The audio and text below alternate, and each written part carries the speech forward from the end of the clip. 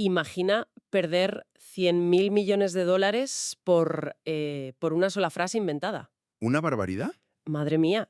Es que eso es exactamente lo que le pasó a Google cuando su inteligencia artificial mintió en público frente a todo el mundo.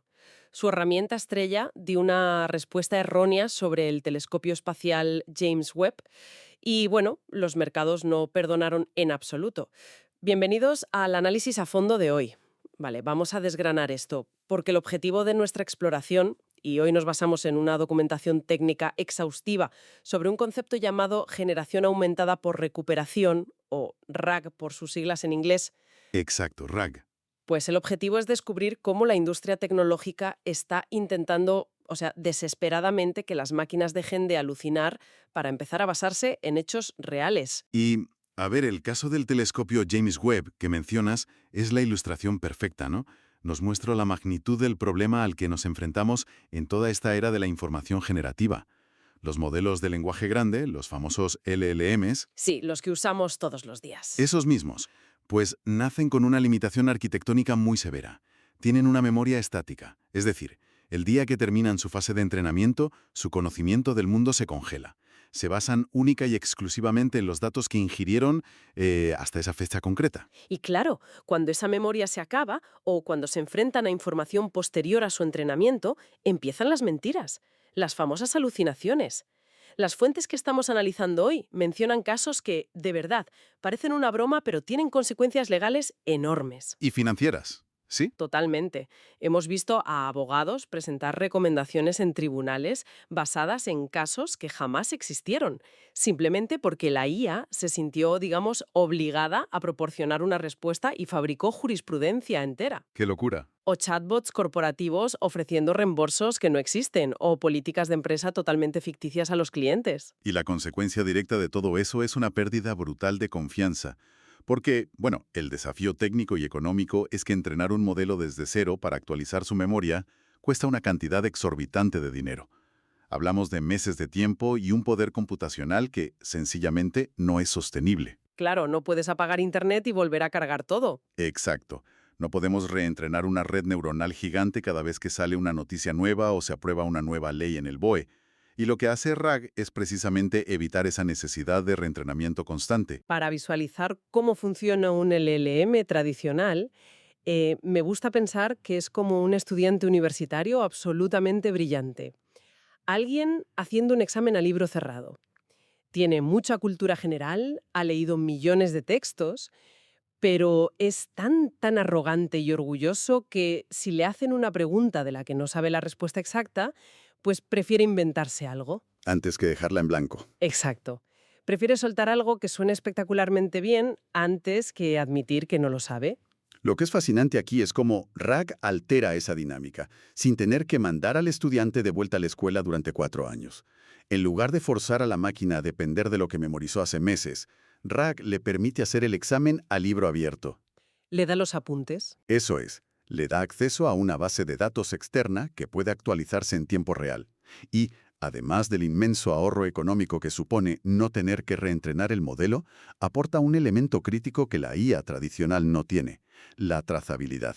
Saber de dónde viene la información. Justo. Al recuperar documentos externos, el modelo puede citar sus fuentes. Esto permite al usuario auditar de dónde ha sacado exactamente cada afirmación.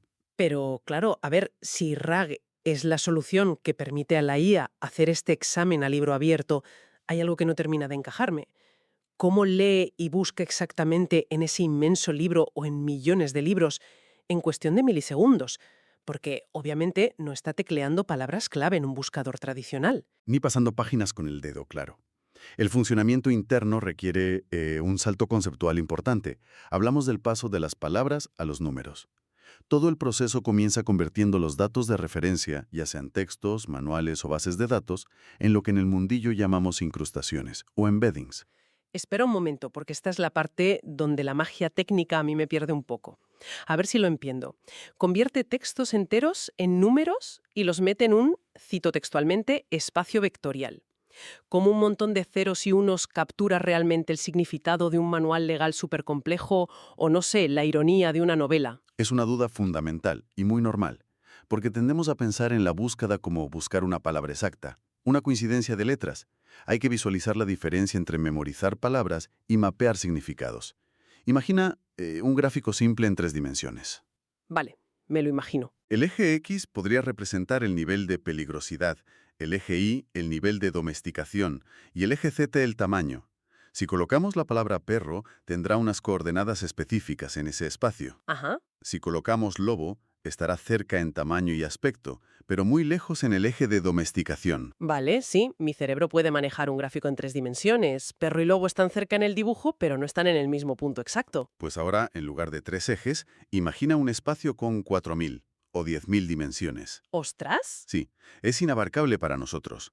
Cada dimensión representa un matiz semántico abstracto que el modelo ha aprendido leyendo miles de millones de textos durante su entrenamiento. Y un embedding es simplemente la coordenada matemática de un texto en ese espacio multidimensional gigante. Vale, entiendo. Conceptos con significados similares, sin importar qué palabras específicas usen, acaban agrupados muy cerca unos de otros. Así que cuando alguien hace una consulta, esa pregunta también se convierte en una coordenada. Ah, la pregunta también es un número. Exacto. Y un componente del sistema, llamado recuperador de documentos, busca matemáticamente en esa inmensa base de datos y selecciona los textos que están físicamente o matemáticamente más cerca de la pregunta. Vale, entonces encuentra la información relevante, la extrae y luego entra en juego lo que la fuente llama ingeniería de prompts o de indicaciones, que básicamente es agarrar ese documento recuperado y meterlo a la fuerza en la consulta original del usuario, justo antes de que el LLM empiece a redactar. Así es. El sistema le dice a la máquina, oye, responde a esta pregunta, pero usa este texto que acabo de encontrar para hacerlo. Pero yo tengo una duda sobre esto. Si yo le meto un documento nuevo por la fuerza al prompt, ¿no se va a revelar el entrenamiento original de la IA? ¿A qué te refieres exactamente?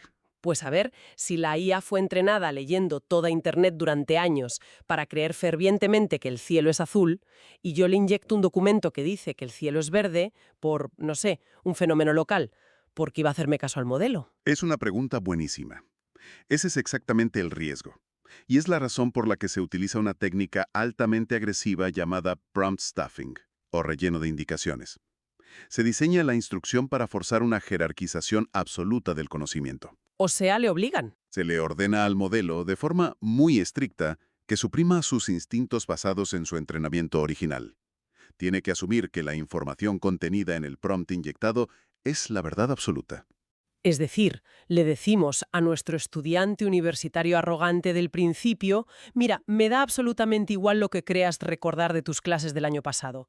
Vas a leer este folio que te acabo de dar y tu respuesta tiene que basarse única y exclusivamente en lo que pone aquí. Así es como se somete la alucinación, sí. Pero claro, para que el estudiante reciba el folio correcto, la búsqueda matemática en ese mar de vectores tiene que ser impecable. Y la realidad técnica es que no todos los vectores son iguales ni se buscan de la misma manera. Hay una distinción clave aquí entre vectores dispersos y vectores densos. Sí, la documentación que tenemos entra de lleno en esta dicotomía.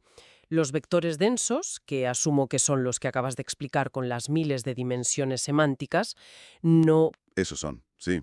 Son compactos, pero capturan el significado general muy bien. Vale, pero también mencionan los dispersos o sparse vectors en inglés. Los vectores dispersos funcionan de otra manera totalmente distinta. Tienen la longitud del vocabulario entero de un idioma. Hablamos a menudo de cientos de miles de posiciones. Y están casi completamente llenos de ceros, excepto en la posición exacta de las palabras que aparecen en ese texto concreto. Vamos, que marcan solo si la palabra está o no está. Exacto. No capturan también la ironía o el contexto profundo, evidentemente, pero son insuperables para búsquedas de palabras clave exactas. Imagina buscar un número de serie de un producto. O el nombre de un medicamento rarísimo. O un código de ley muy específico. Ahí un vector denso puede fallar, pero el disperso lo clava. Y supongo que el gran problema viene al intentar encontrar rápidamente el documento más cercano en estas bases de datos que son masivas. Si tengo millones de PDFs legales convertidos a números, ¿cómo encuentro el que está más cerca de mi pregunta sin que el ordenador se tire 3 días haciendo el cálculo? El artículo menciona una batalla entre dos algoritmos de búsqueda, KNN frente a ANN. Esa es sin duda la clave del rendimiento del sistema RAG. KNN, que significa búsqueda de los K vecinos más cercanos, es el enfoque exhaustivo puro y duro. El que lo mira a todo. Calcula matemáticamente la distancia exacta entre tu pregunta y cada uno de los millones de fragmentos de la base de datos, uno por uno, para encontrar el vecino absolutamente más cercano. ¿Garantiza la precisión total? Sí, pero computacionalmente es totalmente inviable para dar respuestas en tiempo real. Es como si para encontrar un libro sobre biología en una biblioteca gigante me pusiera a leer la contraportada de absolutamente todos los libros del edificio, de uno en uno. Agotador e inútil en la práctica. Totalmente inútil. Y frente a eso tenemos a ANN, que es la búsqueda aproximada de vecinos más cercanos. Funciona creando índices jerárquicos o grafos por los que se puede navegar. En lugar de comparar tu pregunta con todo el edificio, la compara con el centro de grandes agrupaciones de datos. Va descartando zonas. Eso es. Rápidamente descarta barrios enteros del espacio vectorial que no tienen nada que ver con lo tuyo, y hace zoom en la zona más prometedora. Es una aproximación. Sacrifica una fracción pequeñísima de precisión matemática a cambio de devolverte una respuesta casi perfecta en milisegundos. Y por si fuera poco, las fuentes introducen técnicas para hacer que estas búsquedas sean aún más agudas. Hablan de una llamada SPLADE, que, a ver, al principio yo pensé que era una marca de bebida isotónica o algo así, pero el concepto es fascinante. Sí, el nombre se las trae, pero Splade aborda un problema muy humano, el del vocabulario desajustado. A veces, un usuario pregunta por un automóvil, pero todos los manuales relevantes en la base de datos usan la palabra coche o vehículo. Y el buscador clásico se vuelve loco porque no ve la palabra exacta. Blade es un modelo que expande la representación dispersa de un texto. Lo que hace es predecir qué otras palabras clave están fuertemente asociadas con el documento original, aunque no aparezcan literalmente escritas en él. Añade esas palabras al vector y así multiplica las posibilidades de que la búsqueda matemática coincida con la intención real del usuario. Vale, entiendo cómo mapeamos el significado y cómo encontramos las coordenadas hiperrápido. Pero, a ver, espera.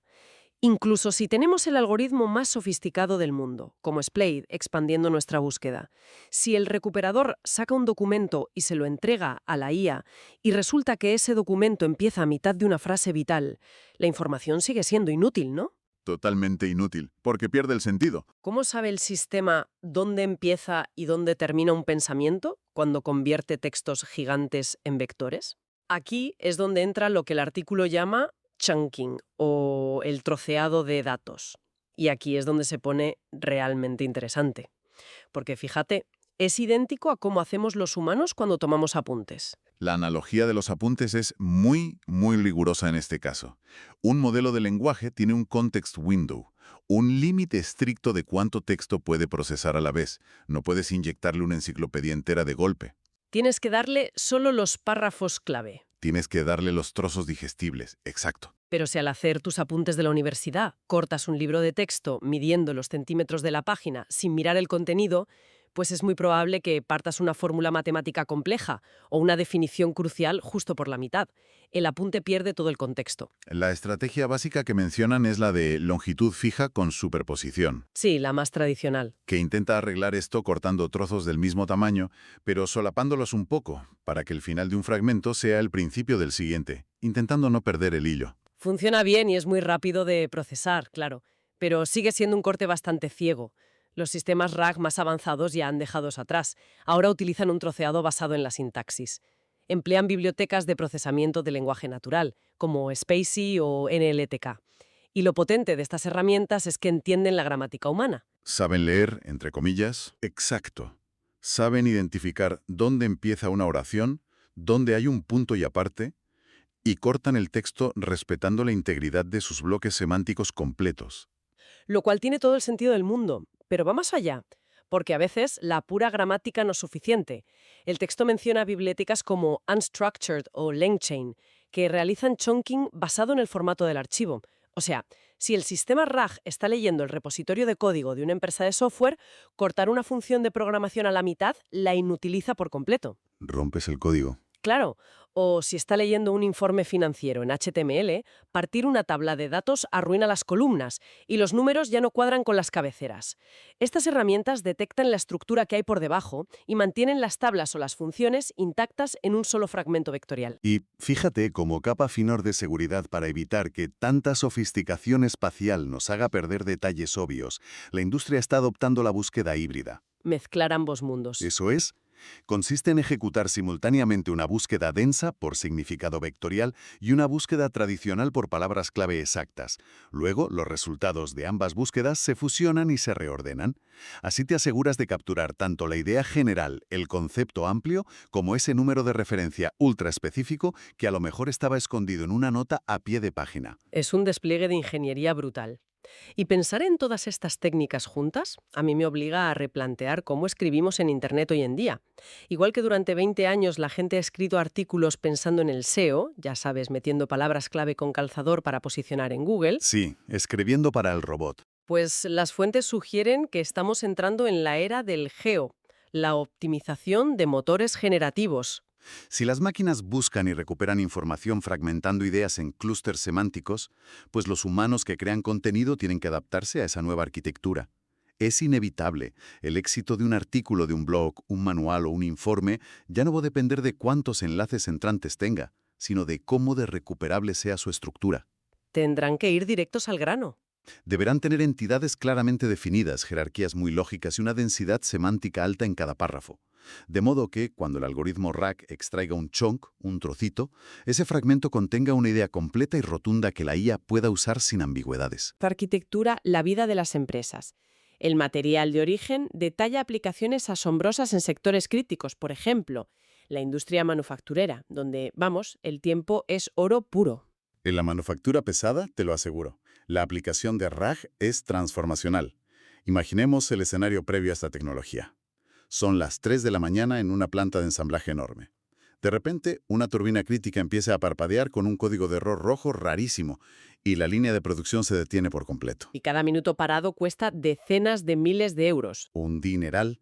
Los ingenieros antes tenían que ir a un archivador físico o a una intranet malísima, buscar el manual de la máquina del año 2015, cruzarlo mentalmente con los registros de mantenimiento en un Excel kilométrico y probablemente despertar a un técnico veterano por teléfono.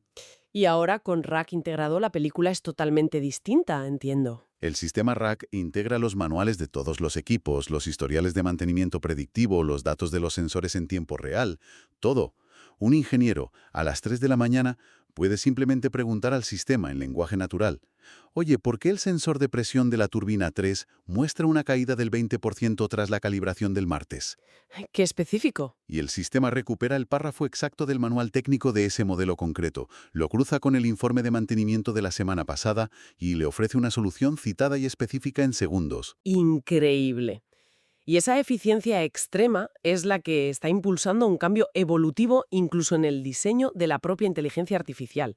Y esto me voló la cabeza al repasar las notas de los investigadores.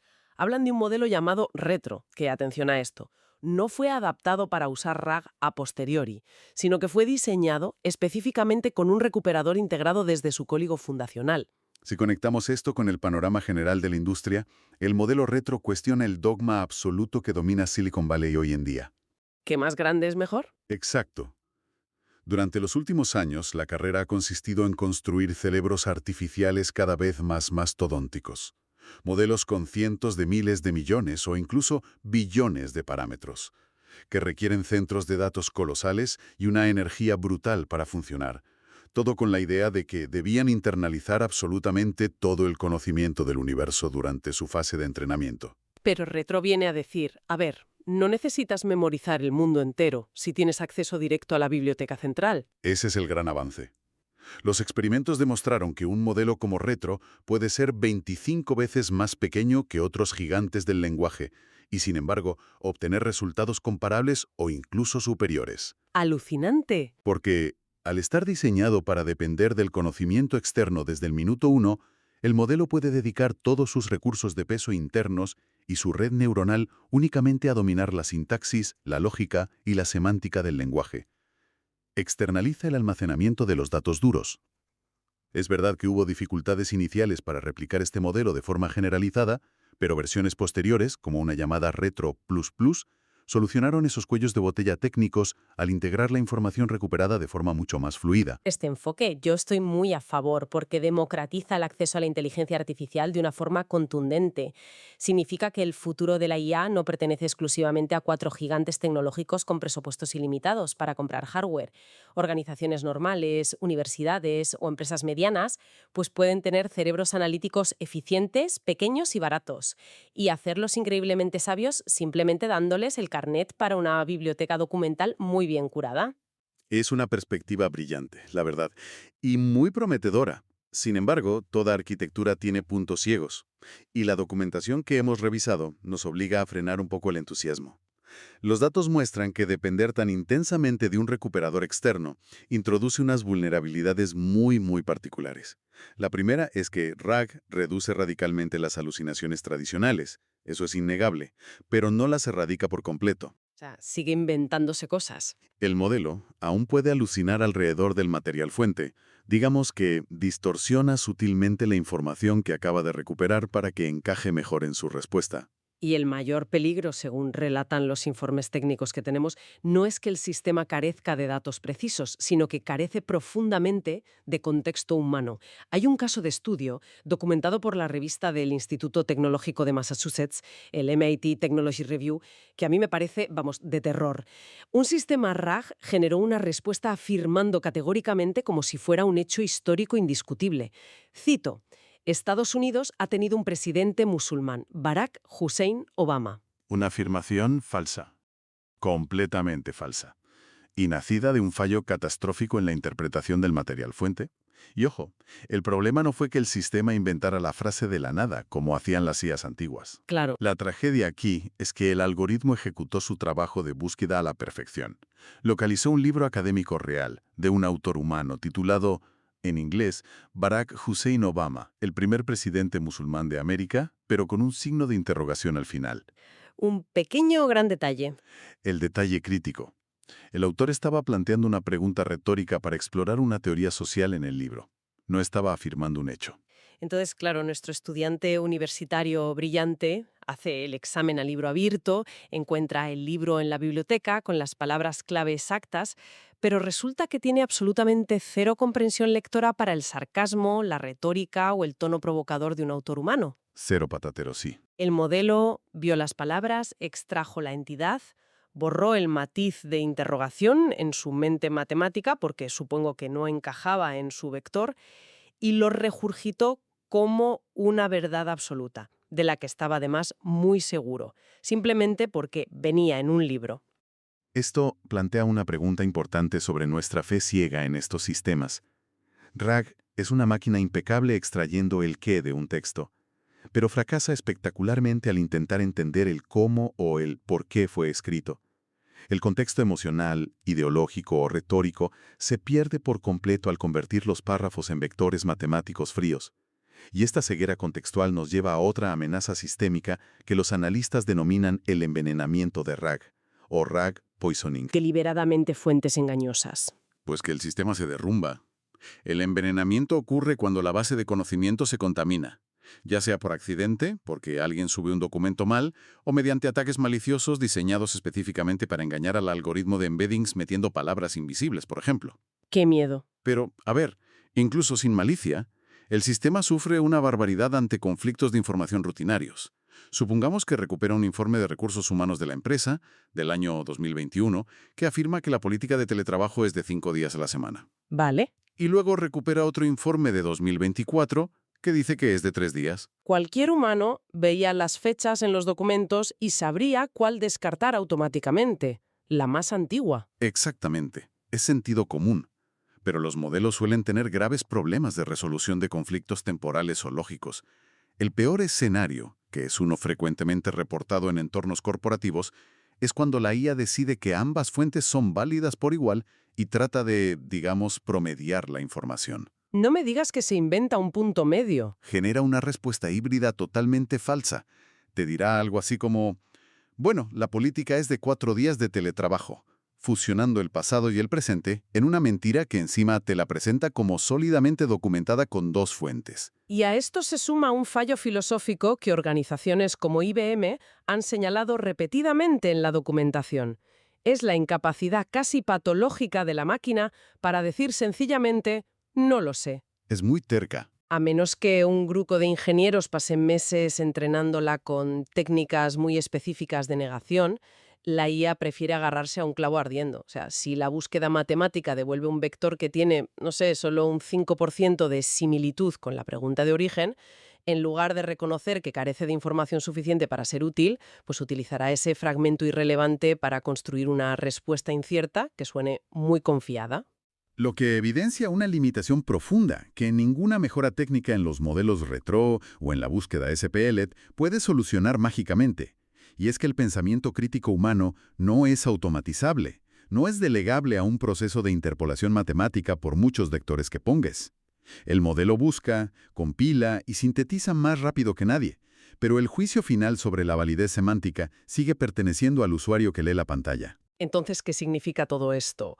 Si hacemos una recapitulación rápida de todo lo que hemos explorado hoy sobre los sistemas RAG y la evolución de la memoria de las máquinas, pues queda claro que estamos ante una herramienta verdaderamente increíble. O sea, RAG es el puente indispensable que conecta cerebros artificiales que por diseño están aislados y son estáticos con el pulso vivo infinito del conocimiento en tiempo real. Sin duda. Es la tecnología que permite ahorrar billones en supercomputación, que acerca la IA a empresas normales de nuestro día a día y que, en muchos casos, evita desastres financieros y legales al forzar a la máquina a citar de qué página, de qué manual sacó la información exacta. Es un progreso innegable para la industria. Pero al mismo tiempo, los datos nos muestran que la arquitectura sigue sufriendo de una comprensión superficial, muy mecanicista. Las máquinas pueden trocear textos en vectores con precisión quirúrgica, sí, pero siguen sin entender la ironía humana. Se confunden tremendamente ante datos contradictorios. Y son extremadamente vulnerables a la toxicidad o a los errores sutiles de las bases de datos que consumen con tanta voracidad. Básicamente, la inteligencia artificial, impulsada por esta nueva tecnología, se ha convertido en una especie de investigadora y documentalista rapidísima, incansable. Te va a traer todos los papeles a la mesa en milisegundos. Pero nosotros, los seres humanos, seguimos siendo los editores jefes. Ese es nuestro rol. Somos los únicos con el contexto vital suficiente y la responsabilidad final para validar qué entra en el informe final y qué es simplemente ruido estadístico. Me parece la forma más precisa de abordarlo. Y fíjate, de cara al futuro del ecosistema de la información, este análisis técnico nos deja abierta una reflexión que para mí resulta bastante inquietante sobre el origen mismo de los datos. Sí, la paradoja de las fuentes. Exacto. Todo este inmenso edificio de RAG descansa sobre una premisa innegociable, y es que la IA recupera información externa fiable, escrita por humanos, todo para anclar sus respuestas a la realidad y no alucinar. Sin embargo, el volumen de contenido publicado en Internet o volcado en bases corporativas, que está siendo generado en este mismo instante por inteligencias artificiales, crece de forma exponencial. Es una avalancha de contenido sintético. Y muchas de esas inteligencias creadoras de contenido original operan sin sistemas RAG y, por tanto, sufran alucinaciones regulares que quedan escritas en Internet para siempre. Es semántico, si lo piensas. La pregunta ineludible que nos queda es, ¿qué ocurrirá cuando los sofisticados recuperadores matemáticos de RAG empiecen a capturar como si fueran conocimiento externo validado e innegable las alucinaciones, medias verdades o falacias lógicas creadas previamente por otras inteligencias artificiales? Se corre el gran riesgo de crear un ciclo de retroalimentación terrible, donde un error sintético se eleve a la categoría de hecho histórico documentado, y todo simplemente porque un algoritmo lo recuperó y otro lo citó. Es el mito del Uroboros, vamos. La serpiente de datos que se muerde la cola constantemente. Siguiendo con la analogía del principio, es como si nuestro estudiante universitario hiciera el examen a libro abierto para asegurarse de no equivocarse, pero se diera cuenta, quizá demasiado tarde, de que el libro de texto oficial, el de la biblioteca, fue redactado íntegramente por el estudiante arrogante que se sienta en el pupitre de al lado. Una pesadilla académica y tecnológica. Totalmente. Pues queda abierta la invitación, para todos los que nos acompañan, a reflexionar sobre esta paradoja y a mantener muy viva la necesidad de cuestionar críticamente toda la información que nos rodea, venga de donde venga y la traiga el algoritmo que la traiga. Hasta la próxima exploración en la memoria y los límites de las máquinas.